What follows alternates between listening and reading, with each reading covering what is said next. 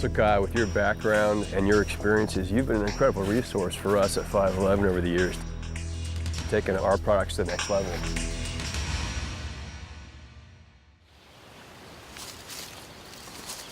What's that design process been like for you, and what have you seen? Well, it's kind of been a learning process for both sides, I think. When I met Corey and some of the folks at 511, it was a lot about fashion and not as much about function. And now I believe that we've got to the point where 511 and the designers that we work with understand that it's all about function. And if it looks cool at the end, then that's great too. But we've really been able to drive home that functionality, and that's what makes the 511 field tested by VTAC products really work, I think. You know, we've had awesome success with the packs, especially the Rush series and the Rush 72. How does your past and some of those experiences drive the functionality you need in the gear? That list is pretty long, but we wanted a bag that unzipped all the way to the bottom so you could get to all your gear at any time. You could open it up and see what you had. Also compartmentalize your gear. So there's so many different compartments to store your gear, simply because at night you want to be able to reach in and find exactly what you're looking for.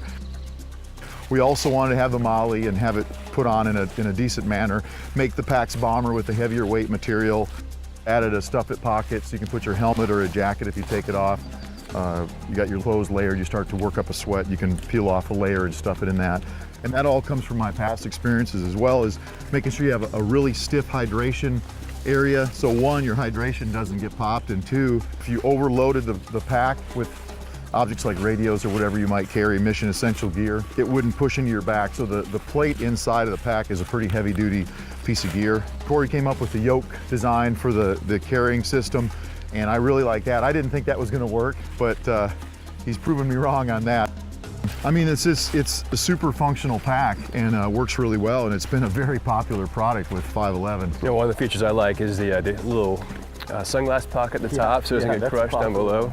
Yeah, it keeps you from crushing your expensive glasses once you put them in there, and you can always find them. And now with some of the newer packs, it's actually been made larger so you can put your goggles or whatever.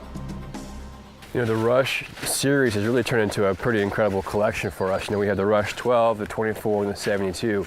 When you're looking at those packs, how do you figure out what designs are, to take off, or what features to take off, and how to make them the right size? How do you direct that?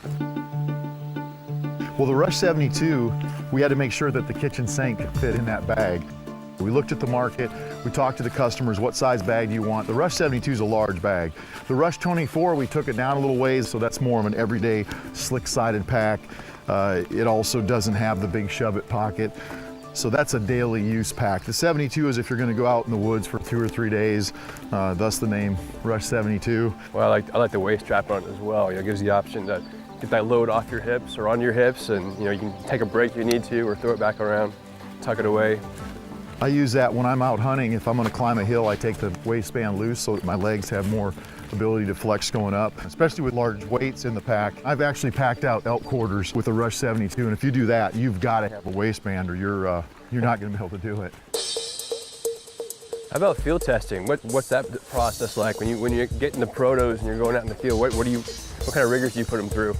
I put them through my normal life. And if they can survive hanging out with me, it's going to work well for the average Joe out there. We're constantly on the road shooting with folks and letting other people look at the packs, law enforcement, military guys and civilians. We take them hunting. I'm spending 3 to 4 months a year in the woods hunting, whether it's turkey hunting or elk hunting, whatever it might be, and testing the packs there. And I'm also testing our competitors' stuff to see what's going on with their gear. It's been a learning experience, and I'm not going to say there wasn't some pain involved, but now it's rolling great. I mean, we got a great set of packs. I mean, they're doing great. If you haven't tried one, you know, the folks out there should really try it. As far as the gear, where it's evolved from and where it's headed next? I got to tell you, I can't tell you everything.